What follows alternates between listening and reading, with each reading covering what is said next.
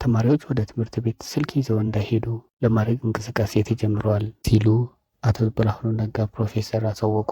የትምህርት ሚኒስቴር ብርሃኑ ነጋ በሚመሩት የትምህርት ዘርፍ ላይ ለአፈጻጸምና ስለታቀዱ እቅዶች ማብራሪያ ሰጥተዋል። በሰጡት ማብራሪያ በሚቀጥለው ሳምንት ከትምህርት ቢሮዎች ጋር ውይይት እንደሚካሄድ ጠቁመዋል።